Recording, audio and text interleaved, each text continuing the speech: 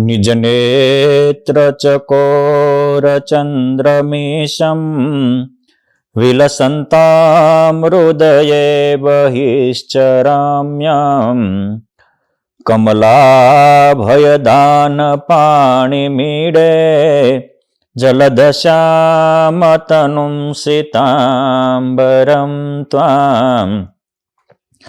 ओम श्री स्वामिनारायणाय नमो नमः।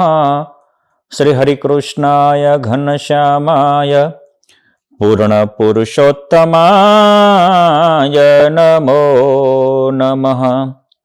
बोलो श्री स्वामिनारायण भगवाननी जय। हरिकृष्ण महाराजनी जय। लक्ष्मी नारायण देवनी जय। नर नारायण देवनी जय। 500 परमहंसनी जय। આજે પરમહંસોના પાવન પ્રસંગો કહેવાશે।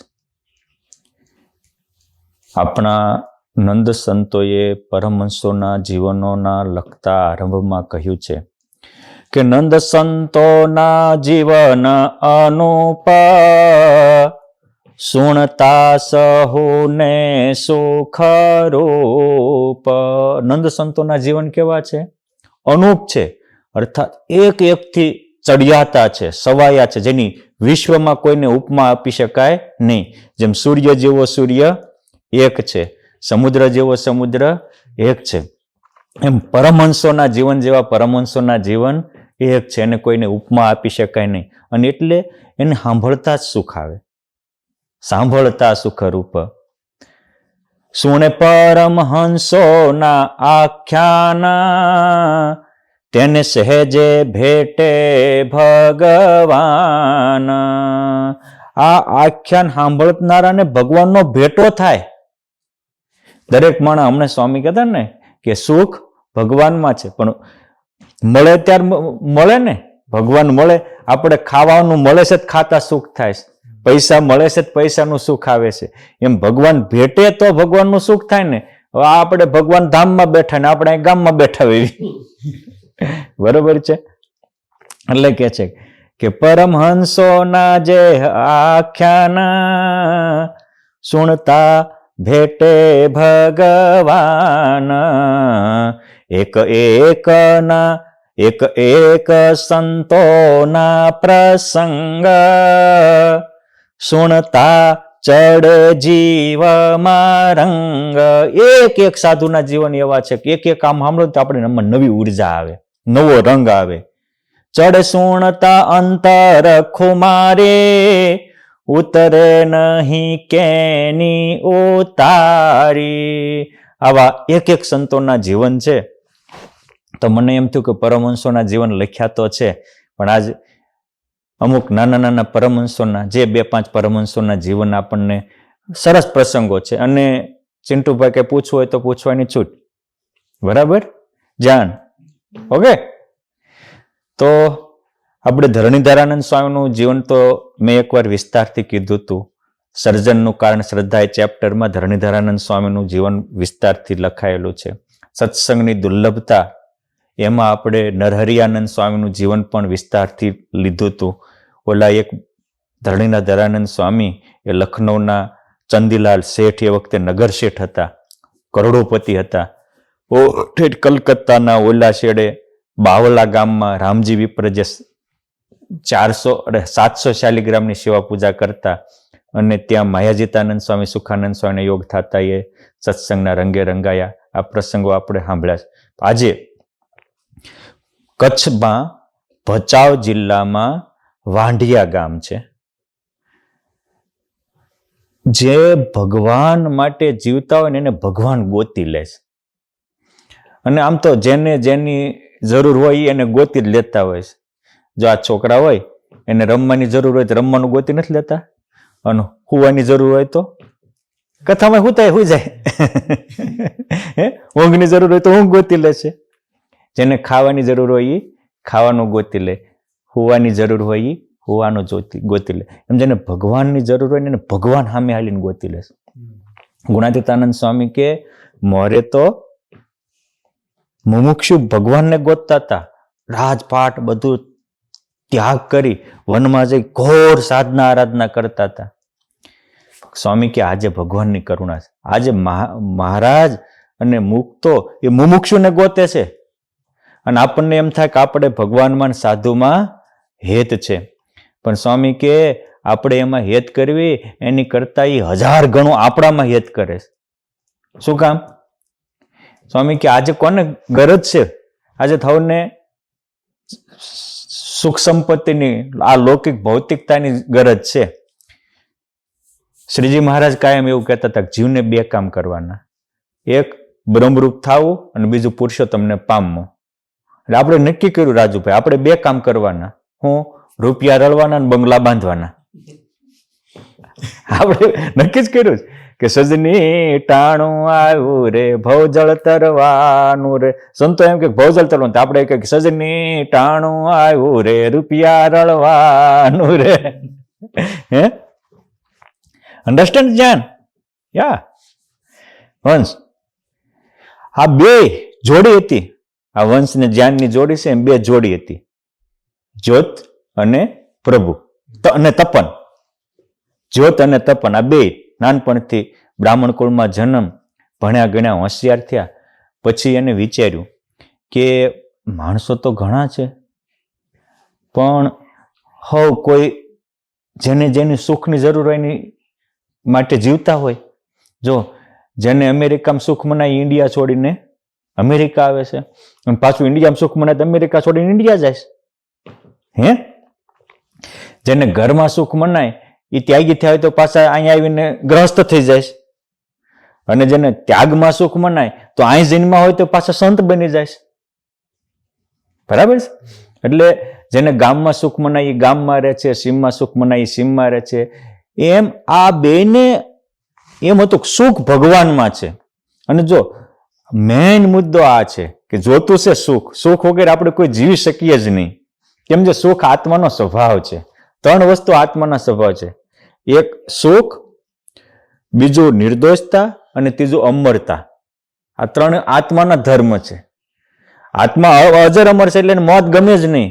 તમે જો અહીંયા બધા ડોક્ટરને પાસે શું કે અમને જીવાડો, અમને જીવાડો, અમને જીવાડો, ગમે એટલા હોય તો કોઈ મોત ગમે છે? કેમ કે આત્માનો સ્વભાવ છે. પણ એને બિચારાને આત્માની ખબર નથી, એટલે એ પછી ગમે એમ કઈ દેહ તો જીવવાનો નથી. બીજું કોઈ કોઈના ઉપર રેપ કરે, બલાત્કાર કરે, આપણને ગમે છે? નહીં ગમતો. શું કામ? આત્માનો સ્વભાવ નિર્દોષતા છે, નિષ્કામતા છે, એટલે એને દોષો ન ગમે. અને ત્રીજો છે સુખ, શેન રૂપે સુખી સદા, એને દુઃખ ન ગમે. એટલે બધા આપણને એમ થાય કે આ આપણે રસ્તા ઉપર નીકળ્યું તો 100 ગાડીઓ દોડી જતી હોય. શું કામ દોડી જતી હોય? બધી ગાડીઓ આપણને એમ થાય ગાડીઓ દોડી જાય. ના ના ના, બધા સુખ લેવા દોડ્યા જાય છે, દુઃખ થી ભાગે છે બધા. પણ હું હવે ને, એટલે આખી દુનિયા શું કરે છે? સુખ શોધે છે અને દુઃખ થી ભાગે છે. આખી વિશ્વનું 700 અબજ લોકો શું કરે? સાથ કરે છે. પણ આને એમ થયું કે એવું સુખ મેળવું છે કે એકવાર મળે પછી ટળે નહીં. અને એવા હેતુથી 2 નક્કી કર્યું. જો બદ્ધ જીવ અને મુક્ત જીવ એમાં આટલો જ ફેર છે વિચારનો. 2 સુખ જ જોતું છે, પણ ઓલાને એવું જોતું છે પરમેનન્ટ સુખ જોતું છે. અને એમ થાય જે મળે ઠપકારો ને. હમણાં સ્વામીએ નચિકેતાની વાત કરી તો નચિકેતાએ બ્રહ્મ વિદ્યા માગી. બરાબર?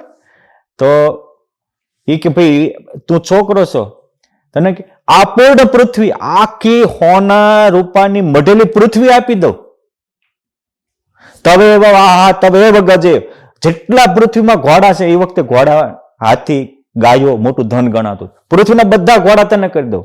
અને કીધું કે કલ્પાંત આયુ, 1 કલ્પ સુધીની આયુષ્ય આપું. કેટલા કલ્પ સુધીની? 1 કલ્પ એટલે કેટલા થાય? કલ્પાંત આયુ, 1 કલ્પ એટલે શું થાય ખબર છે તમને? લો, તમે ભણેલા છો ને, હિસાબ માંડજો. બરાબર? 1 યુગ છે ને, 1 યુગ, એ કળયુગ હોય તો 4,32,000 વર્ષનો હોય, અને 4 યુગ ભેગા થાય તો 43,20,000 વર્ષ થાય. કેટલા? 43 લાખ. હવે 43,20,000 એને 1000 ગુણી નાખો, એટલા વર્ષ જાય ત્યારે 1 કલ્પ થાય. એને ચિરંજીવી પદ કહેવાય છે. આપણે જે બધા કહેવાય છે ને કે ભાઈ હનુમાનજી મહારાજ, વિભીષણજી, કૃપાચાર્ય આ બધા ચિરંજીવી છે, બલિરાજા આ ચિરંજીવી છે, આ ચિરંજીવી, વ્યાસ ભગવાન, પરશુરામ બધા ચિરંજીવી છે. એટલે કે કલ્પ સુધીનું આયુષ્ય હોય. માર્કંડેય મુનિ મહારાજનું નામકરણ કરવા આવ્યા હતા, એ બધા ચિરંજીવી. એક કલ્પન, એક કલ્પને આયુષ્ય આપું તારા. એ કે હું આ કે આટલું બધું તમે આપો છો, પણ આ છેલ્લે રે ખરું? તો કે રે નહીં હો, બધું વયું જાય. શું કામ?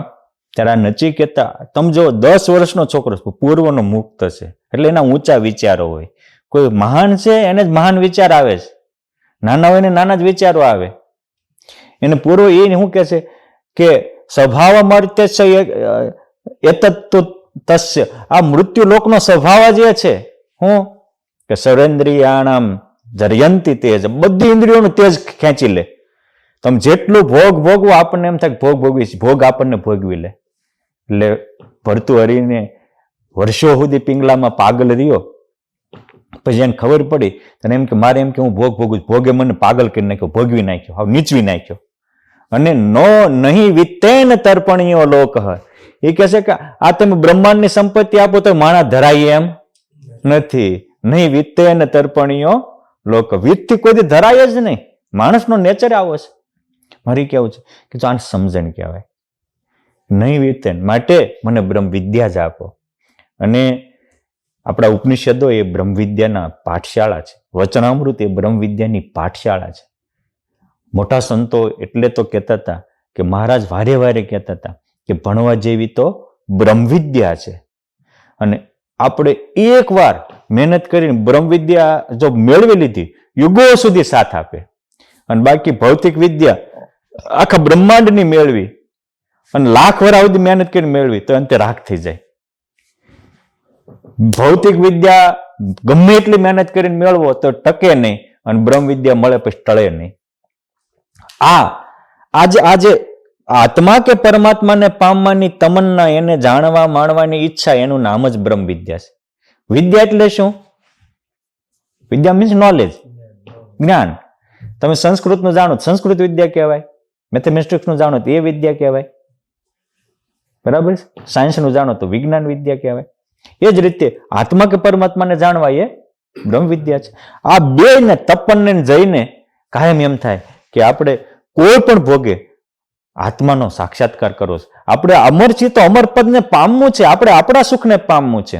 અને જ્યાં સુધી આપણને ખુદને આપણે આપણા સ્વરૂપને જાણવાની ઈચ્છા ન થાય ત્યાં સુધી ભગવાન પણ મદદ ન કરે. એ આપણી વ્યક્તિગત ઈચ્છા હોવી પડે. એમાં કોઈક મારી જેવા સાધુ આવ્યા અને એને કીધું કે એક ગામમાં ભગવાન બુદ્ધ આવ્યા હતા અને એને કીધું 4 મહિના સુધી બહુ ભગવાનની બધી મોટી મોટી વાતો કરી. જ્યાં તે 4 મહિના પૂરી થયા પછી નિમિતભાઈ જેવાએ પૂછ્યું કે પ્રભુ તમે અહીંયા આવ્યા, આટલી એટલી ભગવાનની પામવાની વાતો કરી, તો હવે આ ગામમાં બધાનો મોક્ષ થઈ જશે ને, બધા નિર્વાણ પદ થઈ જશે? ભગવાન ચોંકી ગયા. પ્રશ્ન એવો કર્યો કે તમે આ બધી વાતો સાંભળી એટલે બધાનો મોક્ષ થઈ? ભગવાન કે એ તો મને ખબર નથી, પણ તમે અહીં મારી કથા વાર્તા સાંભળતા હતા એટલે હું બહુ રાજી થયો છું. જેને જે જોતું આપવા તૈયાર છું, તું જા, બધા પાસે લિસ્ટ કરી આય. અન ઓલો ઉપડ્યો લિસ્ટ કરવા. કોક કે મારે બૈરું માનતું નથી એટલે મારી બૈરું હું કહું એમ કરે થઈ જાય. બૈરા કે મારો ધણી હું કે એમ કરવું કે થઈ જાવ. હા, કોક કે મારે દીકરો બીમાર છે હાજો થઈ જાય, કોક કે મારે દીકરો નથી દીકરો થાય, કોક કે ગાય માંદી પડી છે તે હાજી થઈ જાય, કોક કે પેટમાં દુખે છે તે હાજુ થાય, કોક કે માથું દુખે છે તે હાજુ થઈ જાય, કોક કે મને 25 વીઘા જમીન મળી જાય, કોક કે સારો બંગલો મળી જાય, કોક કે હારી ગાયું મળી જાય. આખું મોટું લિસ્ટ લઈને આવ્યા. પછી ભગવાન બુદ્ધને વંચાયું કે બધા એની પ્રભુ આ જરૂર છે. ભગવાન કે આમાં એક મોક્ષની જરૂર છે? આ તારા પ્રશ્નનો ઉત્તર મેં આપ્યો. હું કીધું કે સાંભળ્યું તો બધાએ, સમજ્યા કેટલા?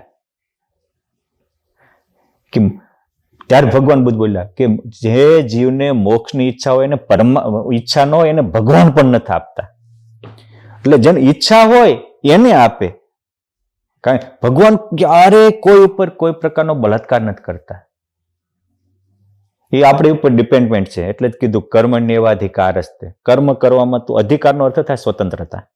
એક અર્થ થાય હું કર્મ કરવામાં તું સ્વતંત્ર છો, પણ ભોગ માટે જીવીશ તો તને ભોગયોનીમાં જ ભટકાડી દઈશ. પછી ફળમાં તારો તું સ્વતંત્ર નથી, ફળમાં હું સ્વતંત્ર છું. તું જે કરીશ એ જ તને હું આપીશ.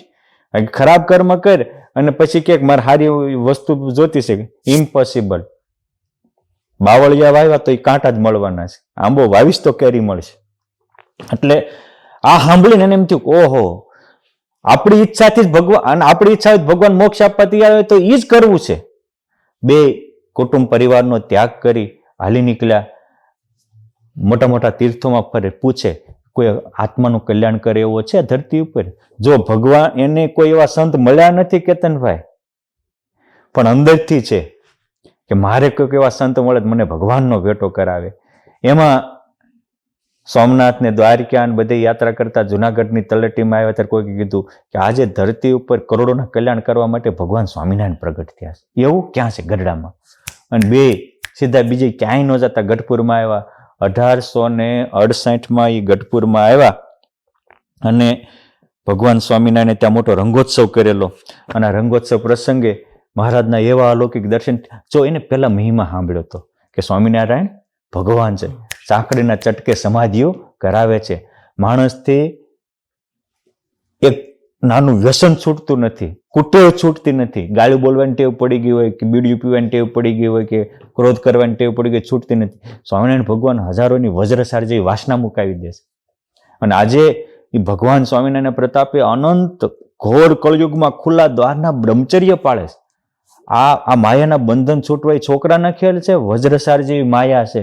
પછી એક ભગવાન સ્વામિનારાયણ એવા હતા કે ચપટી વગાડતામાં માયાના દોષોના મૂળિયા કાઢી નાખે, બ્રહ્મરૂપ કરી મૂકે.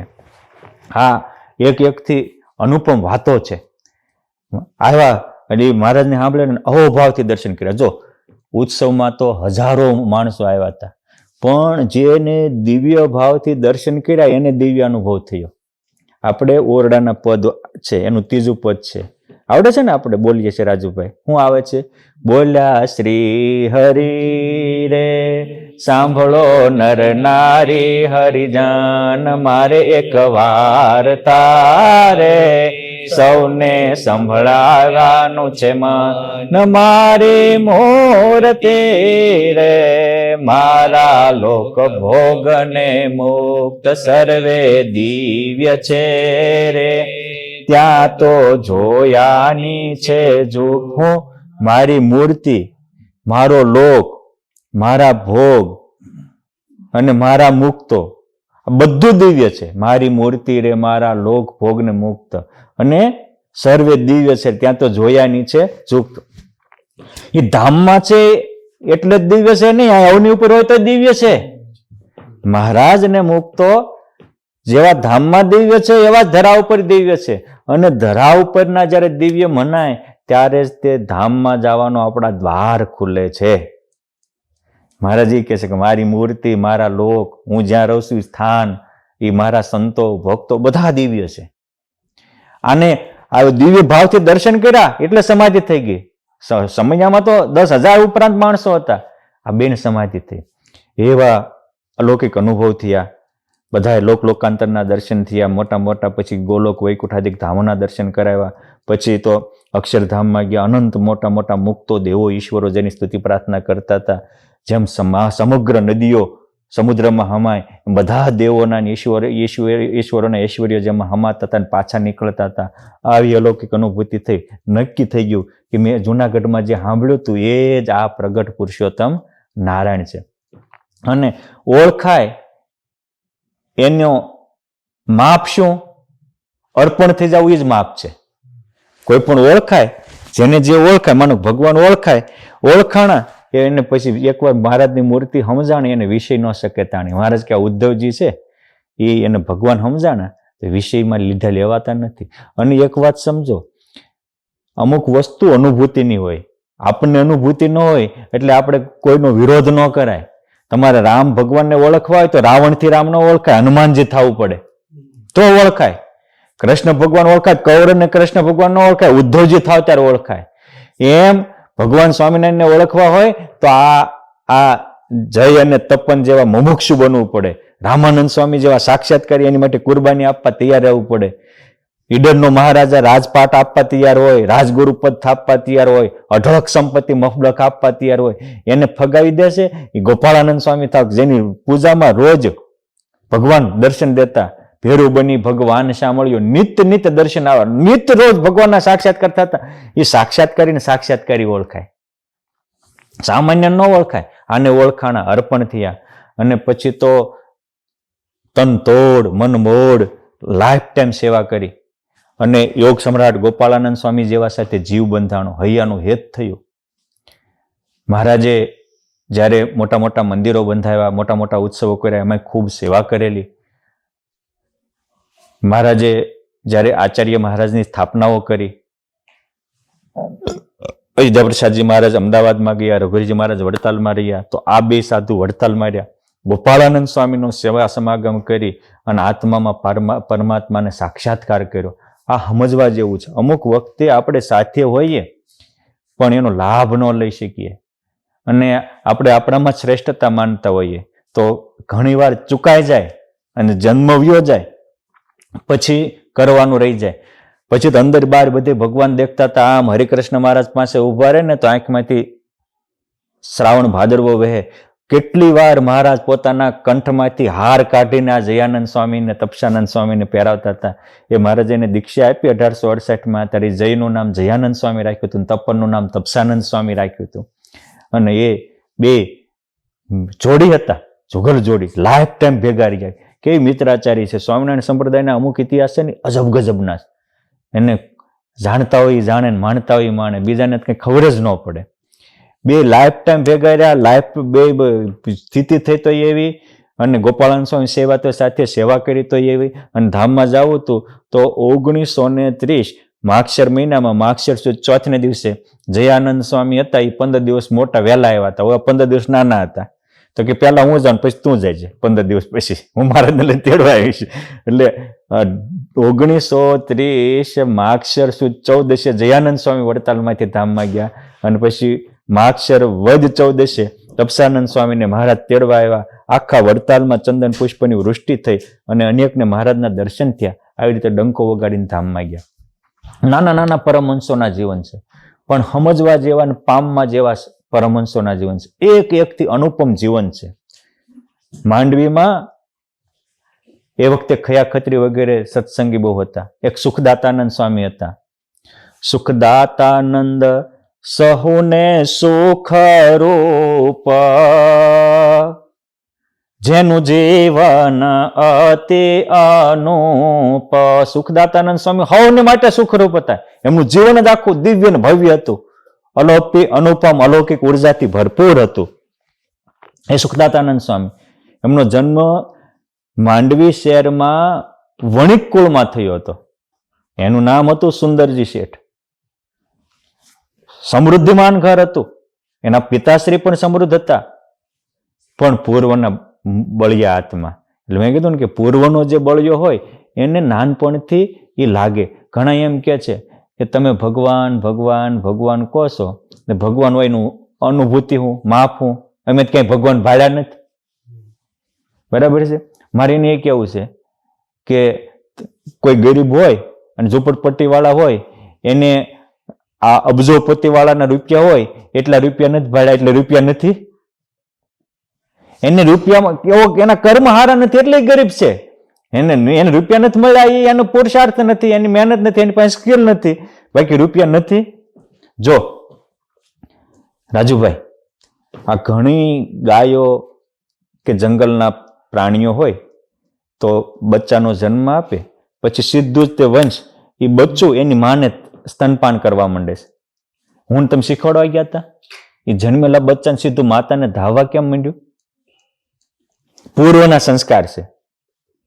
પૂર્વે જન્મો, જ્યારે આગલા જન્મમાં જન્મા ત્યારે એને ખબર છે કે અમારું પોષણ માતાના સ્તનપાનથી થાય છે. એ એના પૂર્વના સંસ્કાર. આપણે કઈ શીખવાડવા નથી જતા, કોઈ શીખવાડવા જ આવી છે તો એ સીધું જન્મેલું બચ્ચું સીધું ક્યાં આવ્યું જાય છે? માતાના સ્તનપાન. કેમ? જે પૂર્વના સંસ્કાર છે. સેમ જેને પૂર્વના બળિયા હોય એને સીધું ભગવાનને પામવાની લગ્ન લાગે. શું કામ? એ પૂર્વના સંસ્કાર છે. પૂર્વે એને ક્યાંક ભગવાન જોયા છે અથવા તો કંઈક ભગવાન માટે કર્યું છે એટલે એ સંસ્કાર એને પ્રેરિત કરે છે. અને પૂર્વના સંસ્કાર એમાં પાછો સોનામાં સુગંધ વળી, આપણી ગુજરાતી કહેવત છે સંગત એવી રંગત, કાળિયા પાસે ધોળિયો બાંધો વાન નો આવે હાન આવે, જેવો સંગ એવો રંગ. એ ખયા ખત્રી એક વખત તો વેદાંતી હતા, ત્યાં એ ઇલાકામાં ભગવાન થઈને પૂજાતા હતા, મહાપ્રખર પંડિત હતા, પણ ભગવાન સ્વામિનારાયણે પોતાની અલૌકિક પ્રભાવથી એ ખયા ખત્રી વગેરેને સત્સંગ કર્યા. બહુ ઇતિહાસ મોટો છે. બ્રહ્માનંદ સ્વામીને મહારાજે બેસાડ્યા ને એને એ 100 પ્રશ્નના ધાણી ફૂટે એમ જવાબ આપ્યા. પણ એ બધા સત્સંગના રંગે રમાયા. પછી તો એ કે ભગવાન હોય ને તો હોના નાડી પ્રાણ ખેંચી લેતી. કબૂતરાને લાવે ને તો મહારાજ કબૂતરાની સમાધિ કરાવે, ચકલા નાખે ચકલાના દાણાની સમાધિ થાય. અનંત અવતારો થયા, પણ કબૂતરાને, ચકલાને, પંખીડાને સમાધિ કરાવ્યું. અરે મગરને, માછલાને સમાધિ કરાવ્યું. એવો તો ઢુંગો ધણી ભગવાન સ્વામિનારાયણ એક છે. સહેજે સહેજે થાય સમાધિ અને ટળે સર્વે ઉપાધિ ટાળી નાખે સહજ સહજ. આ તો અને ભગવાન સ્વામિનારાયણનું સમાધિ પ્રકરણ એટલે શાનું પ્રકરણ છે? સ્વરૂપ નિષ્ઠાનું પ્રકરણ છે. શાનું? અને મહારાજ પોતાનું સ્વરૂપ ઓળખાવા આવ્યા હતા, કારણ કે મહારાજે વરદાન આપ્યું હતું તમે જેવા મને જાણશો એવા હું તમને બનાવી દઈશ. એટલે સહેજે સહેજે સમાધિ કરાવતા હતા. અને સમાધિમાં શું, મહારાજનું પોતાનું બધા જેને સમાધિ થઈને જે પોતાના અભિષ્ટ હતા, કોઈ જેને જે દેવ હતા, ઈશ્વરો હતા, અવતારો હતા, જેને જે માનતા, એને મહારાજનું સ્વરૂપ જ ઓળખાવ્યું છે ને. અને એ તો અનુભૂતિના રણકાર છે. કાંઈ એ બધા જે પરમહંસો આવ્યા એ કોઈ સામાન્ય નહોતા. બ્રહ્માનંદ સ્વામી ભુજની પિંગળ પાઠશાળામાં ભણતા હતા અને એક દિવસ બધાની સ્પર્ધા થઈ આવા વિદ્યાર્થીઓની. તે વિદ્યાર્થીઓમાં એક બહુ હોશિયાર છોકરો હતો.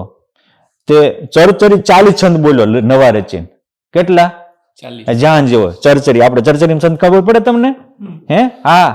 દેખત બળ ભાગ ના કળયુગમાં કલ્પ વૃક્ષ નિરખો આ લીંબ વૃક્ષ પુરુષોત્તમ જી પ્રત્યક્ષ સંત સભા ભરતા.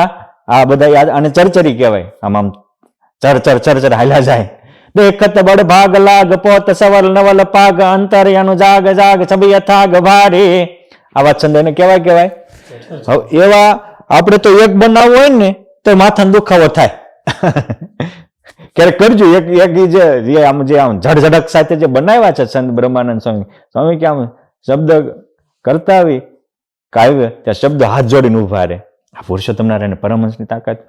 આ 40 છંદ બોલો ને બધા તાળીઓના ગગડાટ કરે. હું કેવી રીતે તાળીઓ પાડે? વાહ વાહ વાહ વાહ. પડો તાળીઓ. વાહ વાહ વાહ વાહ વાહ વાહ. બધા વાહ વાહ તાળીઓ પાડે બધા. એટલે બધા બહુ તાળીઓ પાડી. લાડુદાન કાંઈ ન બોલે. એટલે શાળાના પ્રધાનાચાર્ય કહે છે કે તને કઈ નહોતું, શું થાય કે મારા બનાવેલા મારું હેઠું ખાઈશ કે ઓલાના તો મરચા મરી ગયા. એ કે આ 40 સર્જરી છંદ બનાવતા મારે 1 મહિનો ગયો અને આ કે મારા બનાવેલા છે. કઈ રીતે? એટલે ઓલો કે પણ કઈ રીતે એમના બનાવેલા કઈ રીતે? અને જો એને બનાવ્યા હોય તેને આવડતા હોય. મારા બનાવેલા છે હું બોલ્યો, અને ઓલા હજી નવા તાજા ક્વોલિટીના બનાવીને લાવેલો. જૂના નહીં હો, તાજા બધા હતા.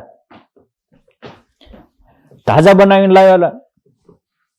એને પાવ્યો થોડા કિરકભાઈ, બસ વાંધો. એટલે તાજા બનાવીને લાવેલા. અને ઓલા ચેલેન્જ આપી કે જો એને બનાવ્યા હોય તો એને આવડવા પડે. સીધી બાબત છે. કોઈ એને લખીને તો કોઈને આપ્યા નતા, નવા જ હતા. કેવા પ્રતિભા સંપન્ન. ધાણી ફૂટે 40 શ્લોક બોલી ગયા. સર્જરી છંદ હો, એક જ વાર સાંભળે.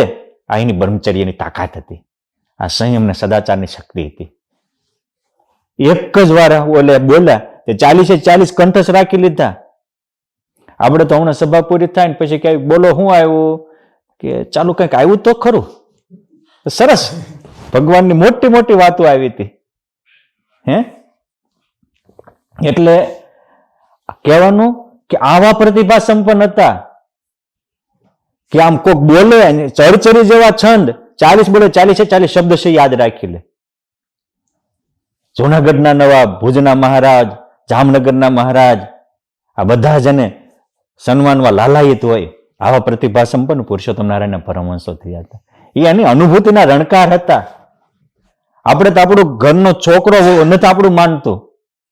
અને અમુક તો આરા ડેન્ટિસ્ટ હોય, મોઢામાં તમાકુ ભરી હોય, અને સ્વામિનારાયણ ભગવાનને ત્યારે ખોલા તું પેલા તમાકુ જ મૂક. હવે તું તમાકુનો ગુટકો મૂકી શકતો નથી અને ભગવાનની ચર્ચા કરવા હાલી નીકળ્યો. જેને ભગવાન માટે કુરબાની આપી હોય એ ભગવાનને ઓળખી શકે. અને પાછા બીજા તમાકુના ખાનારા હોય એને મનાઈ જાય તમાકીઓને. તમાકુ ખાનારા વ્યસની હોય એને વ્યસનીની વાત જ મનાય. જે વિરક્ત હોય એને વિરક્ત પુરુષોની વાતમાં વિશ્વાસ આવે. જે ભક્તિમાન હોય એને ભક્તિમાન પુરુષોની વાતો ગમે, એના જીવને જાગે. હા, એક એક પરમહંસોના આવા. એ સુખદાતાનંદ સ્વામી સમૃદ્ધિમાન હતા, પણ એને આમનો સંગ લાગ્યો ખયા ખત્રી વગેરે ભક્તોનો, અને એને એમ થયું કે ઓહો, ભગવાન પ્રગટ હોય તો સંસારમાં રહીને કામ શું છે? અનંત જન્મ ભોગ માટે ખોયા, વૃથા ભોગવ્યા, અનેક જન્મ ખોયાવણ અર્થે અંતે નાયવા કોઈ કામ. આ એક દેહ હરીને અર્થે રાખવો કરી 8 જામ. આ ઠેરાવ કરીને નીકળી ગયા. ફરતા ફરતા ફરતા ફરતા ફરતા 1800 પછી આ જે મુમુક્ષુ હોય હજી જો એને ભગવાનના દર્શન નથી કર્યા, એને સત્સંગ થયો પછી, કારણ કે મહારાજ 69 કાળ પડ્યા પછી ફરીને ભુજમાં નહોતા ગયા, પ્રતિષ્ઠા વખતે ગયા. એ પહેલા મહારાજ 60 થી 7-8 વર્ષ સુધી ભુજમાં દર વર્ષે જતા હતા, અને પછી મહારાજ 8-10 વર્ષ સુધી ન ગયા. આ ભુજનો નિયમ છે. અને આને સત્સંગ થયો ત્યારે મહારાજ ભુજમાં આવતા નહોતા. તેને એમ થયું કે હું જ્યાં હોય ના જાઉં, વાટ ક્યાં નહીં જોવાની, કાદેહ નો નિર્ધાર, ખોખું તો કાલ પડી જાય, કાયા તો કાચના ટુકડા જેવી છે, આમ ટકોર લાગે ત્યારે કોનું ક્યાં એન્ડ આવી જાય એનું કોઈ નક્કી નથી. અને ડાયો માણસ એને કહેવાય કે આ લાઇટ હોય ને ત્યાં કામ કરી લે, ફ્યુઝ ઉડે પછી કાંઈ ન થાય. એમ આપણા જીવનનો ફ્યુઝ ઉડે એ પહેલા ભગવાનને ભેટવામાં જે યુઝ કરી લે ને એ ડાયો કહેવાય.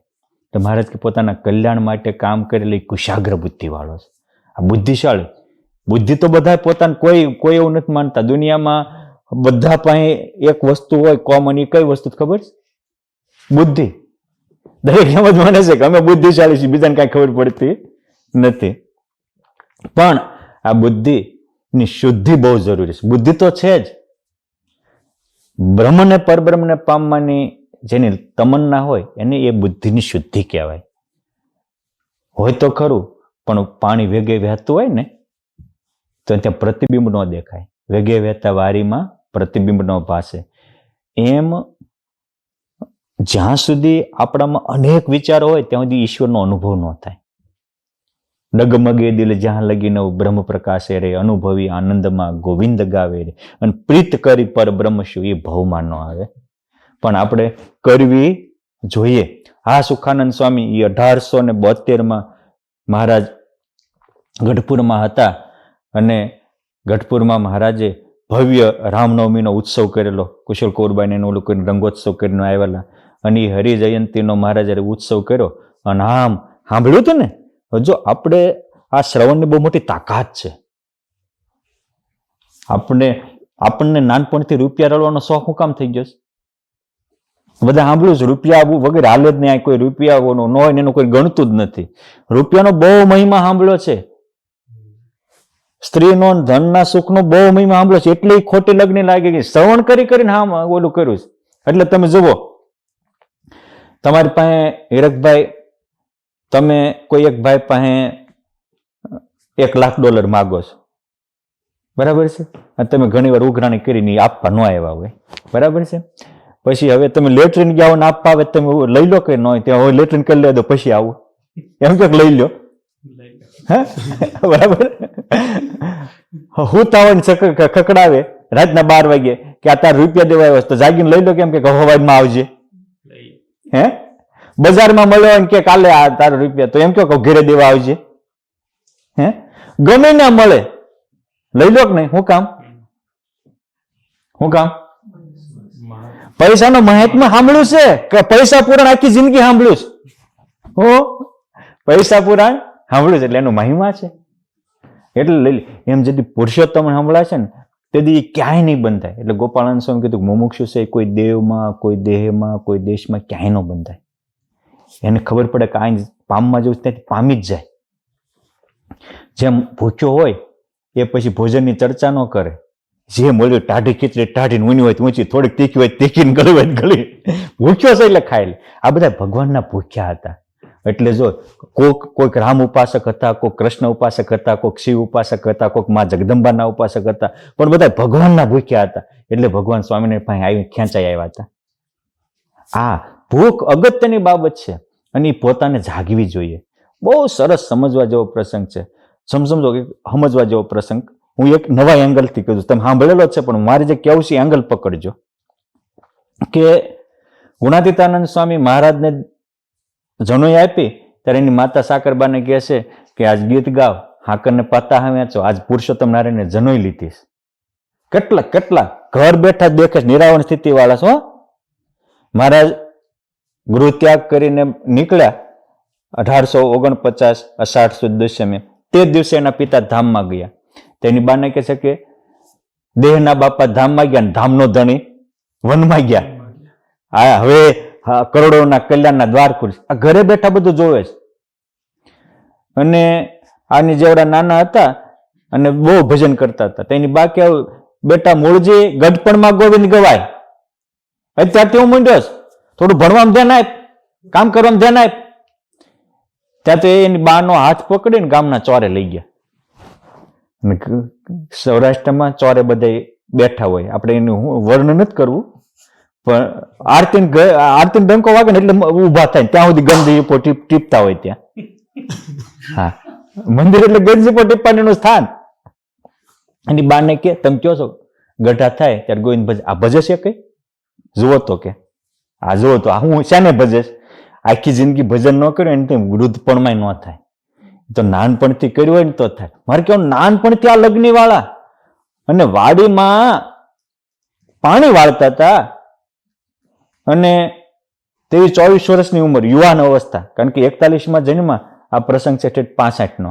મહારાજ કે મૂળજી હું કરવા આવ્યા હતા ને હું કરો છો? બ્રહ્મતેજ ક્યાં હુકાઈ ગયું? તે આપણને કોક કે એટલે મહારાજે આપણને જન્મ હુકામ આપ્યો છે ને હું કરો છો? તો આપણે શું કેવી?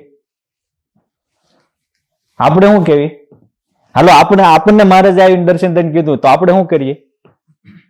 હે? હા, ના ના ના ના ના, થોડું નહીં, ઝાઝું જગત નું કરીએ, થોડું જ ભગવાન નું કરીએ. આવડો નિયમ છે. હે, મેં કાલે જ એક યુવાનનો ફોન હતો એટલે મેં કીધું જો આપણે ધર્મ અર્થ કામ ને મોક્ષ ચારેય પુરુષાર્થ સિદ્ધ કરવા ના હોય અને શિક્ષાપત્રીમાં મારે જ આજ્ઞા કરી છે. તો મેં કીધું જો અમુક પ્રારબ્ધથી મળે તો ધર્મ અને અર્થ છે, અરે ધર્મ અને મોક્ષ છે એ પ્રારબ્ધનું ફળ નથી, વ્યક્તિ કરવાનું છે. અને અર્થ અને કામ છે એ તો પશુ પંખી નહીં મળે ને આપણને મળે, એટલે એ કોઈ પ્રશ્ન નથી. તો આપણો ઝાઝો સમય મેં કીધું પશુ પંખી તો આખો લાઈફ ટાઈમ અર્થ અને કામ માટે જ વાપરે છે. કારણ કે ખાવા માટે કરો એ અર્થ માટે કહેવાય અને ભોગ માટે કરો એ કામના માટે કહેવાય. મનુષ્ય જન્મ તો એ તો પ્રારબ્ધનું ફળ છે. એટલે કોઈ માણસ જન્મે તો એનો જન્મ, મૃત્યુ, કેવા પરિવાર મળશે ને કેટલી ધન સંપત્તિ મળશે, આ ચારે જન્મ પહેલા લખાઈ ગયું હોય. તો મેં કીધું પશુ એ અર્થ અને કામ માટે મહેનત કરે, આપણે અર્થ અને કામ માટે મહેનત કરવી તો આપણે પશુ એની પાકી જ છે બીજા જન્મે. કેમ છે? જે પશુ મહેનત કરે છે એ આપણે કરીએ છીએ. આપણે મેં કીધું ધર્મ અને મોટામાં મોટા અર્થશાસ્ત્રી થયા હોય તો ભારતના એક કૌટિલ્યમાં ચાણક્ય, એની કૌટિલ્યનું અર્થશાસ્ત્ર આજે વિશ્વ આખું એમાં જ અર્થશાસ્ત્ર શીખે છે. કોઈ પણ અર્થશાસ્ત્રી થાય તો એને ભણવું જ પડે મોટા મોટા. તો એને પહેલું સૂત્ર હું લખ્યું ખબર છે એનું? કે ધર્માત અર્થમ સાધયત. ધર્મ મારે અર્થ મેળવો. અને મહારાજે શિક્ષાપત્રીમાં લખ્યું કે અપી ભૂરી ફલમ કર્મ ધર્મ પેતા ભવેદ્યચી આચાર્યમ તરીતન્નેવ ધર્મ સર્વાર્થ દોસ્તી. અબજો રૂપિયાનો લાભ થતો હોય પણ ધર્મ લોપીને થતો હોય કોઈ દી ન લેતા, મરી જશો. એ રૂપિયા તમને ભૂત સરસ છે, રૂપિયા તમને જેલમાં નાખશે. એટલે તમે જો આજથી 35 વર્ષ પહેલા ટોપ લેવલના જે ધનપતિઓ હતા એનો આજના સંશોધકોએ સર્વેયું કાઢ્યું છે, એમાંથી 7-8 તો ગાંડા થઈ ગયા, 1-2 જેલમાં ગયા, 1-2 આત્મહત્યા કરીને મરી ગયા. અણહકનો અધર્મનો પૈસા. એટલે મારે કઈ કરોડ રૂપિયાનો લાભ થતો હોય પણ ધર્મથી બહાર હોય નોખ લેતા, એ તમને સુખ નહીં આપે.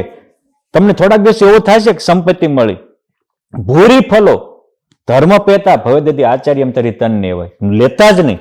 શિક્ષાપત્રીનો 72મો શ્લોક કેટલો મજબૂત શ્લોક છે. પણ મેં એને પૂછ્યું, મેં કીધું તો તું ભયલો આ ઝાઝો સમય શેની માટે આપે છે? અર્થ અને કામ માટે આપે છે કે ધર્મ અને મોક્ષ માટે? મને કે 40-60 કહી શકાય સ્વામી.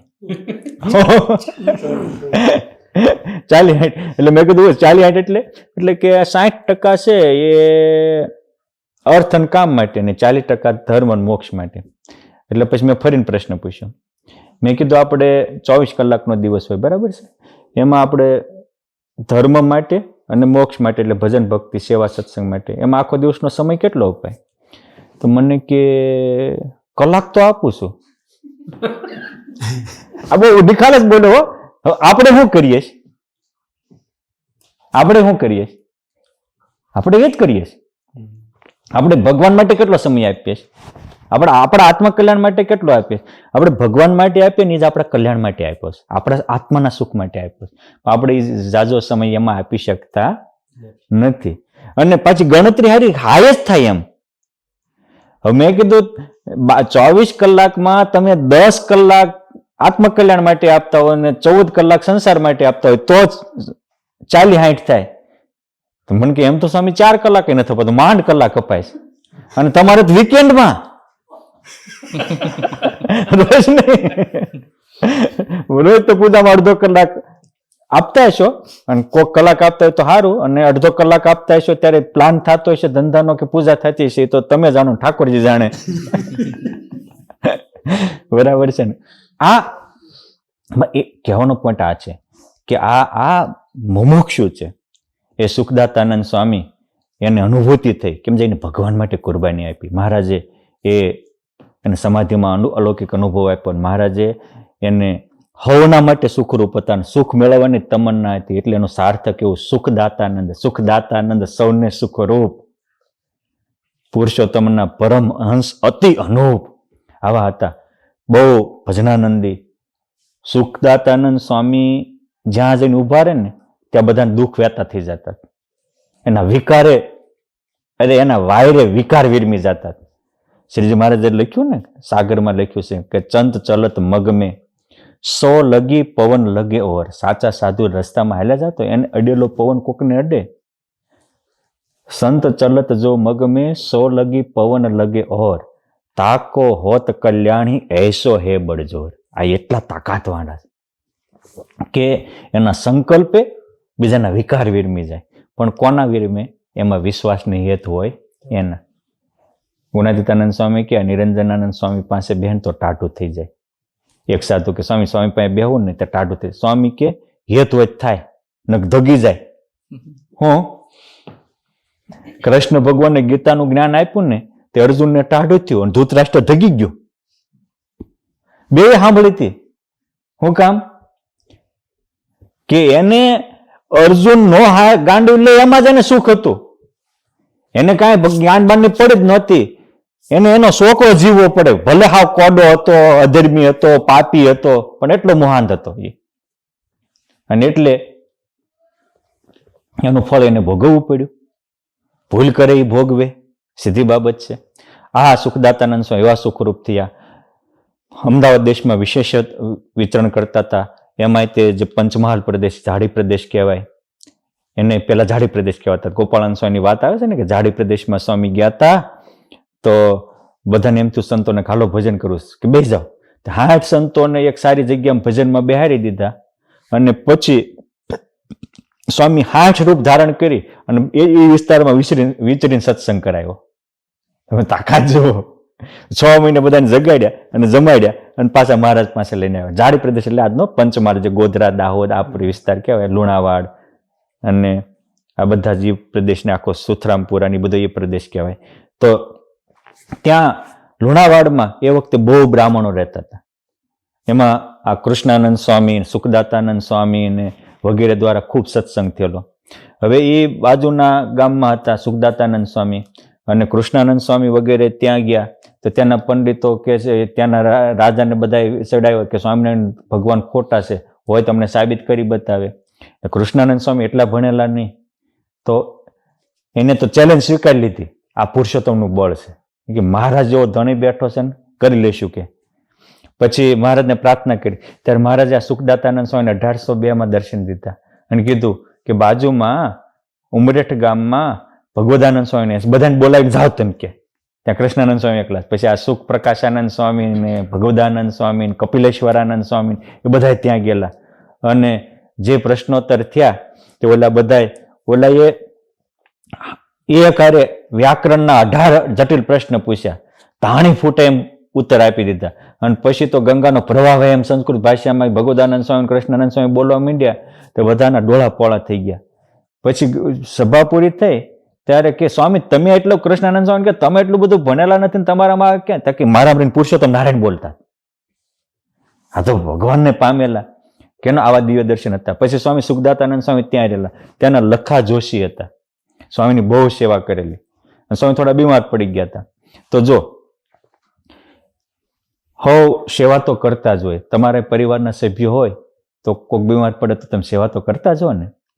પણ વસ્તુ એટલી જ છે કે જેવો પરિવારમાં પ્રેમ છે એવો મહારાજ કે કોઈક સંતમાં પ્રેમ થઈ જાય ને તો બેડો પાર થઈ જાય. જેવો પૈસામાં વિશ્વાસ છે એવો પરમેશ્વરમાં કે સંતના વચનમાં વિશ્વાસ આવી જાય તો બહુ મોટું કામ થઈ જાય. આ સુખદાતાનંદ સ્વામીનો સમજવા જેવો પ્રસંગ છે. બહુ સેવા કરી, રાજી થયા, સ્વામી હાજર થઈ ગયા. એ કે માયક લખા માયક જે માગું એ આપું. કે સ્વામી એગ્રી કે આપ માગીશ એ આપીશ? તો કે હા. તો કે તમે ધામમાં જાઓ ને ચોથે દિવસે મને તેડી જાય ધામમાં. તો આને નિષ્કામ ભાવે સેવા કરી કહેવાય. આપણે સેવા તો કરીએ છીએ પણ સકામ ભાવે કરતા હોય છે ધામમાં. આને સંતની સેવાથી વાસના ટળી જાય, વિકાર બળી જાય, એનું આ મૂર્તિમાન સ્વરૂપ કહેવાય. નકર આપણને કીધું હોય કે માગો નિમિતભાઈ માગો, તમે જે માગો એ આપો, કોઈક સંત રાજી થયા હોય તો શું કહેવી? મંદિરનો દેવું કાઢી દેજો ને. અને આપણે અહીંયા સ્વામી બધી બહુ લોન લીધેલી છે, થોડુંક આમ જ બહાર નીકળી જાય. આપણે ટૂંકમાં બહાર નીકળીને ખાઈમાં જ પડવું છે, ખરેખર બહાર નીકળવું નથી. આ સત્સંગ કરી ભવ જાશો તરી, નહીં તો અતિ દુઃખી થાશો મરી. એ આપણને ખ્યાલ નથી. એટલે મોટા સંતો તો કહે છે કે મારું મારું કરીને ધન મેળવું એમાં તારું નથી તલવાર, અંત કાળે સગું નહીં કોઈનું રે. માટે અને સંસ્કારે સંબંધી સર્વે મળ્યા, આ છે જૂઠી માયાની જાળ. આપણને એમ થાય કે આ બધું એવું, તો કે હા રિયાલિટી એવું છે. સંસ્કારે સંબંધી મળ્યા છે એ બધું વાસ્તવિકતા જે છે એ પૂર્વના જે એકબીજા હોય એ એકબીજા સેટિંગ થઈ ગયા હોય, સેટિંગ ફિટિંગ થઈ ગયા હોય. એટલે આપણે પૂર્વને લેતી દેતી હોય 4 પ્રકારનું હોય: ન્યાસાનું બંધ, ઋણાનું બંધ, વેરાનું બંધ ને ઉદાસીનતા. આ 4 પ્રકાર ભેગા થઈ ગયા હોય. આપણે કોઈક પૂર્વ જન્મમાં કોઈકને હેરાન કર્યા હોય એ આ જન્મે આવી જાય. મહારાજ એક સરસ વાત કરતા હતા, પણ એ પછી ક્યારેક કરશે. મારે આજ પરમહંસોના પ્રસંગ લેવા છે. આ સુખદાતાનંદ સ્વામી એને વરદાન આપ્યું કે તમે જે ધામમાં જાઓ એના ચોથે દિવસે મને તેડવા આવજો. સુખદાતાનંદ સ્વામી કે આવી જા. આનામાં તાકાત કેટલી? એ કે હું આવી જાય તેડવા. હા, આ સંપ્રદાયની અલૌકિકતા છે. આ સમજાય એને સમજાય. લોયા ધામના નાથો ખાચર, સુરા ખાચરના દીકરા, અને એના બાપ ભાઈ હતા મેપા ખાચર, એના દીકરા માણસ્યો ખાચર. આ 2 કઝિન બ્રધર અને મિત્ર બે નક્કી કર્યું તું પેલા ધામમાં જા, હું તને મહારાજને લઈને તેડવા આવીશ, ને હું ધામમાં જાઉં તું પેલા જા, તું મને મહારાજ લઈને તેડવા આવજો. એકબીજાના કરાર જુઓ તમે. અને એ નાથા ખાચરને મહારાજ તેડી ગયા એટલે માણસ્યા ખાચર કે મારે કાલે જવાનું જ છે, અને પાછા તૈયાર જ હોય. તમે વિચારો, ઝીણાભાઈ ક્ષત્રિય છે, દેવરામ સુતાર છે ભુજના, અને પીપળાના પ્રભાશંકર એ બ્રાહ્મણ છે. મહારાજે વચનાવતમાં કીધું કે ઝીણાભાઈ, દેવરામ અને પ્રભાશંકર આ 3 જ્ઞાનના અંગ છે. શું કામ? સંસારમાં નહોતા લેપાતા એટલે જ જ્ઞાનના અંગ, બીજું કાંઈ નહીં. ઓલા પ્રભાશંકરના લગ્નનો ફૂલેકું ચડવા જતો હતા, અને એમાં મહારાજે વડતાલથી ભગુજીને મોકલ્યા કે આલ્યો પ્રભાશંકરને દેજો, જ્યાં હોય ત્યાંથી ઘર બાર છોડીને હાલી નીકળે. તો સીધા જ ત્યાંથી સીધા જ તે ફૂલે કે ઘોડે હેઠળ ઉતરીને સીધા જ હાલતા જ થયા. ઓલા પણ કે આ ઢોલ ઢબુક ઢબુક વાગે કારણ કે જન્મો જન્મ વાગ્યા જ છે ને. પુરુષોત્તમની વચન ક્યાંથી? જો આ વિશ્વાસ. એ પ્રભાશંકર સંસારમાં. અને આપણે તો અહીં બેઠા હોય ગમે એટલું થતું હોય, પણ જો ઘરના કોઈ સભ્યનો ફોન આવ્યો એટલે જય સ્વામિનારાયણ, અચ્યુતમ કેશવમ, સભા બભા આંટા મારે. ભગવાન હોય કે કોઈ પણ હોય ને. કેમ છે? આને જ્ઞાન કહેવાય. સંસાર ખોટો થઈ જાય એટલે ખોટું મને સાચું મને એને જ જ્ઞાન કહેવાય ને. અને સંસાર હું કહું છું અને ખોટો છે એવું થોડું છે. જે છે એ છે. તમે સાચો માનશો તો જોશ કોઈનો સાચો. રિયાલિટી એ દેવરામની ધર્મપત્ની ધામમાં ગયા અને ઘેલામાં સ્નાન કરતા હતા. એમાં કોઈ સમાચાર આપ્યા કે દેવરામભાઈ તમારા ધર્મપત્ની ધામમાં ગયા છે. એટલે નાઈન બારીને કપડા જ પહેરતા હતા. તરત જ એમના મીના કપડે ઠેકડો માર્યો. એ કે એક જ મારા પત્ની ધામમાં ગયા છે કે બીજું કોઈ એનું નાઈ નાખો હારો હાર. આ વિરક્ત કહેવાય, આને જ્ઞાન કહેવાય. શું નરસિંહ મહેતાને એના ધર્મપત્ની ધામમાં ગયા તો કે ભલું થયું ભાંગી જંજાળ સુખે ભજશું શ્રી ગોપાળ. આપણે ધામમાં જાય કેમ થાય? ભલું થયું ભાંગી જંજાળ એમ થાય કે હવે શું થાય છે, છોકરા નાના છે ને આ છે ને તે છે ને એને નહીં હોય નાના. આ સમજણ છે કે કાંઈ જે ઘટના ઘટી છે યદ ભાવી ને તદ ભાવી ભાવી ચેદ ને તન્ય હતા. આ જ્ઞાન કહેવાય. આ ત્રણને કોલ હતા કે જે પહેલા ધામમાં જાય બીજાને તેડવા આવવાનું. એમાં જીણાભાઈ 1882 મહા મહિનામાં ધામમાં ગયા. મહારાજ એને અંતિમ સંસ્કાર કરાવી દામોદર કુંડ સુધી હારે ગયા. કાંધા આપ્યું. બહુ પ્રસિદ્ધ કથા છે. પણ પછી જુનાગઢ મંદિરનો એના ભાઈ દાદાભાઈ પાસે લેખ લખાયો. આ જે મંદિર છે એ દાદાભાઈની ફૂલવાડી હતી જુનાગઢમાં. અને એક ત્યાં બ્રહ્માનંદ સ્વામીને કાર્યભાર સોંપીને મહારાજ ગઢપુર આવ્યા. અને આ દેવરામભાઈ બીમાર હતા. પછી મહારાજ એ દેવરામભાઈ અને પ્રભાશંકર એ બે એક હારે ધામમાં તેડી ગયા. ત્યાં સુધી ઝીણાભાઈ શિવદ્વીપમાં થોડુંક સ્ટેન્ડ કરી રાખ્યું. અમુક સર્વોપરીના ઓવરવાળા હોય ને એ કે ઝીણાભાઈ ને ભગવાનની સમજણ નહોતી ને એટલે એ શિવદ્વીપમાં રોકાણા. નાનો કોલ હતો એટલે ત્યાં ખાલી સ્ટેશન કરાવ્યું હતું ઘડી. બાકી બધા અક્ષરધામના અધિકારી બન્યા. આજે પુરુષોત્તમને મૂર્તિના સુખમાં લેલીનને ગુલતાન છે. અક્ષરધામનો પરમાનંદ ભોગવે છે. તું એને ધામમાં રહેવા દે ને તું ધામમાં જા ને એવું કર. ઝીણાભાઈ જે વિરક્તિ તું શીખ, ભક્તિ તું શીખ. હા કેવાના આવા પ્રસંગો છે. ત્યારના નહીં, લોધિકાના અભેસી, કોલવાડના માવજી કવિ માવદાનના પિતા ભીમદાનજી અને વાગોદરના ભાણભાઈ, આ ત્રણેય કોલ હતો. એ અભેસી ધામમાં ગયા, પછી મહિના પછી ભીમભાઈ ગયા, મહિના પછી વાગોદરના ભાણભાઈ ગયા. સ્વામિનારાયણ સંપ્રદાયની ઘટનાઓ કેવી દિવ્ય છે. મારે એ કેવું છે આ એક આ બધા સંસારમાં રહેવા છતાં પરમહંસો કહેવાય. આની કોલ આપ્યો સુખદાતાનંદ સ્વામી કે લખા વાંધો ને હું મારા ચોથે દિવસે ધામમાં તેડી જાય. પછી તો ત્યાંથી વિચરણ કરતા કરતા ગઢપુર આવ્યા. ગઢપુરમાં મહારાજના એના દર્શન કર્યા. પછી વડતાલ આવ્યા. હરિકૃષ્ણ મહારાજ પાસે પ્રાર્થના કરી. આંખમાંથી આંસુ ગઈ ની ધાર થઈ. અને પછી એમ થયું કે અહીંયા જ રહેવું. મહારાજને દિવ્ય રૂપે હાર પહેરાવ્યો.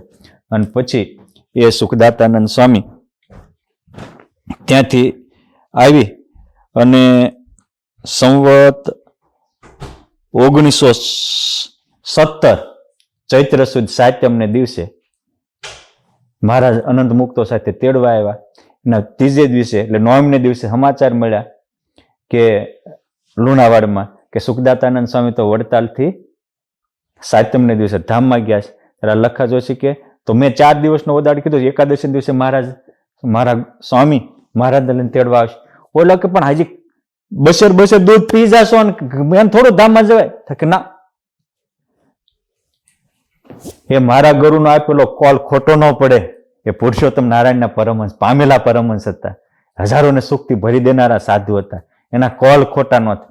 આ વિશ્વાસ છે એ બહુ મોટી મૂડી છે. અને વિશ્વાસથી વિજ્ઞાન થાય છે. અને એને વિશ્વાસ હતો.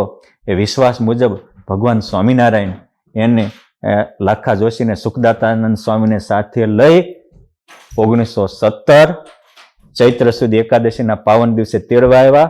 લાવ્યા વિમાન તે લાખો લેખે, નજરે જન સૌ દેખે. એ કહેતા હતા ને કે એમ કઈ થોડા આવે. મહારાજ કે જોઈ લે લો, આખા ગામને ડંકો વગાડીને ધામમાં તેડી જાય. હા, આપણે કોઈક ધામમાં કોઈક આપણા કુટુંબી આવ્યા હોય ને તો ગાડી લઈને તેડવા ન જ આવી સામે આવી. અને પુરુષોત્તમ અક્ષરધામમાંથી આવે અને લાખ વિમાન લાવે. કેટલા? એને પોતાના ભક્તો વાલા કેટલા લાવ્યા વિમાન, તે લાખો લેખે, ગણીનો લાખો લખાઈ શકાય, લાખોની સંખ્યામાં લખાય એટલા વિમાન લઈને આવ્યા. અને લઈ જવાનો તો કોને? એક ભગતને. એ ક્યારેક મને કહેજો, આ જે સચ્ચિદાનંદ સ્વામીના શિષ્ય સિદ્ધાનંદ સ્વામી હતા, જેને અખંડ વૃત્તિ સિદ્ધ કરી હતી, અને પછી તો અખંડ મૂર્તિમાં રહેનારા મહાસંત હતા. એટલે કોઈને ધામમાં જાય તો ઘરે અહીં બેઠા બેઠા દેખતા. કારણ કે મહારાજે કીધું ને, અખંડ વૃત્તિ સિદ્ધ થાય એ જે સંકલ્પ કરે એ બધું દેખાય, જે મનોરથ કરે એ બધા સિદ્ધ થાય, ગોલોક વૈકુંઠાદિક ધામ દેખાય. તો મહારાજ ભક્તને તેડવા આવે ત્યારે કેવો વિમાન લઈને તેડવા આવતા હતા અને કેવો રથ લઈને તેડવા આવતા, એનું એને વર્ણન કર્યું છે. એ પુરુષોત્તમ નારાયણ વિમાન લઈને તેડવા આવે, એ વિમાન કેવું હતું એનું વર્ણન છે એમાં. તમને એમ થાય. અને એને લખ્યું છે કે આ જે હું વર્ણન કરું છું એમાં એક શબ્દ ખોટો બોલતો હતો મને સ્વામિનારાયણ ભગવાન ધામમાં ન લઈ જાય, મને બ્રહ્માંડ ભાંગ્યાનું પાપ લાગે. આ સાધુની અનુભૂતિનો નક્કર રણકારો કેવો હોય છે આપણા સંપ્રદાયના. અને એના શિષ્ય સિદ્ધાનંદ સ્વામી મોટી ઉંમરમાં એના શિષ્ય હરિમુકુંદ દાસ અને રામચરણ દાસ હતા, જેને ઘેલા નદીના ઘાટ બાંધાવેલા. અને ગઢપુરમાં વિહલાલજી મહારાજ વખતે જે મોટું મંદિર થયું એમાં પણ એને બહુ મોટું યોગદાન આપેલું. મુંબઈના કરમસિંહ દામજી એને ગુરુ માનતા હતા. આ રામચરણ દાસ અને રામેશ્વર દાસ એ બે સારંગપુરના કુંભાર જ્ઞાતિમાં જન્મ્યા, બે ટ્વિન્સ હતા. અને સિદ્ધાનંદ સ્વામીનો યોગ થતા સંસાર ઝેર થઈ ગયો અને બે એક હારે ભગવો ભેખ લીધેલો. અને એ સિદ્ધાનંદ સ્વામી ગોપાળાનંદ સ્વામી આજ્ઞાથી મંદિરો બાંધતા, જ્યાં જ્યાં મંદિરો બાંધતા ત્યાં સેવા કરતા હોય તો આ લાકડા વેરતા પુરુષોત્તમ નારાયણ પવન નાખવા જતા. આવા સ્થિતિવાળા સાધુ રામચરણ દાસ, હરિમુકુંદ, એમની પાસે લખાયો. સ્વામિનારાયણ સંપ્રદાયના બધા ઇતિહાસો અલૌકિક જાણવા જેવા, માણવા જેવા. એમાં લખ્યું છે કે મહારાજ વિમાન લઈને આવે ને તો એ વિમાન એવું હોય કે સત્ય સંકલ્પ વિમાન હોય. એમાં એ 200 મુક્ત હોય ને તો 200 હમાય એવડું થઈ જાય, ને 1200 હોય તો 1200 હમાય એવું વિમાન થઈ જાય. અને એ જે વિમાન મહારાજ તેડવા લઈને આવે ને, હવે લાવ્યા વિમાન તે લાખો લેખે, તો એ વિમાન લઈને આવે સ્વામી, તો એ વિમાનમાં એમાં લખ્યું છે કે 356 મોટા થાંભલા છે, મોટા વચમાં ઉભા હોય ને એ, અને પછી વચમાં 296 એ નાના થાંભલાઓ હોય છે. હવે જે થાંભલા હોય એક એક થાંભલા એ, જે ઓલા મોટા થાંભલા છે એમાં એક થાંભલા એ 157 મણી જડ્યા હોય, અને એક મણીની કિંમત 1,80 કરોડની હોય. એ જમાનામાં હો કેટલી, ઓલા બંને ભાઈઓ લોયામાં મહારાજને મળવા આવ્યા પછી મહારાજે રામ પ્રતાપને સમાધિ કરાવી, તે ગોલોકમાં મોકલ્યા હતા. તે ત્યાં મણી જોઈ ગયા તો ઓહો એસા એક મણી હો મિલ જાય તો મેરા પૂરા જિંદગી કિસી કો હાથ લંબાના મીટ જાય. ત્યાંથી ગોલોક ધામનો મણી એટલો કિંમતી, રામ પ્રતાપભાઈ મનોનો શેષજીનો અવતાર ગણાતા. તો બહુ પ્રસિદ્ધ વાત છે. અને આટલા, હવે તમે વિચાર કરો કે એક મણીના 1,80 કરોડ, અને એવા એક એક થાંભલે 157 મણીઓ જડ્યા હોય, અને એવા પાછા 396 મોટા થાંભલા, અને જે 356 મોટા થાંભલા અને 296 નાના થાંભલા છે, એમાં તો 2.5 અબજના એક હીરા જડ્યા હોય. અને એવા એક એક થાંભલે પાછા 126 હીરા હોય. એ એટલો પ્રકાશ છે કે એક હીરાનો પ્રકાશ આ આખા બ્રહ્માંડના સૂર્ય કરતા વધારે તેજસ્વી હોય એવા હીરા છે. આવું કિંમતી વિમાન લઈને તેડવા આવે છે. બેહવા જેવું છે કે નહીં? એ વિમાનનો એકવાર ટેસ્ટ લેવા જેવો છે કે નહીં? પામવા જેવું છે કે નહીં? તમને કેમ લાગે છે નિમિતભાઈ? અને આમાં કે જે મેં જરાય ખોટું લખ્યું હોય તો મને બ્રહ્માંડ ભાગ્યાનું પાપ લાગે. એ રીતે રથ કેવો લાવે એનું વર્ણન છે. મારે એ કેવું છે કે સ્વામિનારાયણ ભગવાનનો ખજાનો જોવો, આ પરમહંસોના પાવન પ્રસંગો લખ્યું કે આપણે પહેલા જ બોલ્યા હતા કે નંદ સંતો ના જે જીવન સુણી વશ થાય ભગવાન, સુણે પરમહંસોના આખ્યાન, તેને ભાવે ભેટે ભગવાન. હવે આવા દિવ્ય લૌકિક આપણે એક એક આખ્યાન સાંભળીએ, કેવડું મોટું કામ થાય. આ અનુભવાનંદ સ્વામી હતા. સંપ્રદાયમાં બે અનુભવાનંદ સ્વામી હતા. અનુભવાનંદ એક વિજ્ઞાની, બીજા અનુભવાનંદ નિરમાની. આ સુખદાતાનંદ સ્વામીનું પૂરું થયું, જયાનંદ સ્વામી, તપસાનંદ સ્વામીનું પૂરું થયું. મહારાજને પ્રાર્થના કરીએ કે મહારાજ તમારા જે આ પરમહંસો છે એને જે તમે જે સમજાતા હતા, તમને પામવાની જે એમને તમન્ના હતી, જે તમારા સુખમાં લેલીન હતા અને તમારા અને મોટા સંતોની કૃપામાં જેને આત્મામાં પરમાત્માનો સાક્ષાત્કાર હતો, એવી અનુભૂતિ અમને પણ આપી અને અમને પણ એ પરમહંસોની પંક્તિમાં અમે ભળી શકીએ. અને તમે જે પ્રથમના 21મા વચનામૃતમાં કીધું કે અમારા સત્સંગી માત્ર આવો નિશ્ચય રાખો કે મારે તો આ દેહે અક્ષરધામમાં જવું છે ને અક્ષર મુક્તોની પંક્તિમાં ભળવું છે, પણ વચમાં કોઈ જગ્યાએ ક્યાંય લોભાવવું નથી. બસ આ તમારો ઠેરાવ એ મહારાજ અમારો ઠેરાવ થઈ જાય અને તમારો આનંદ એ અમારો આનંદ થઈ જાય, તમારું સુખ એ અમારું સુખ થઈ જાય અને તમારું સ્વરૂપ એ અમારો વિરામ બની જાય, એવી અમારા ઉપર કરુણા વરસાવજો. અસ્તુ. જય સ્વામિનારાયણ.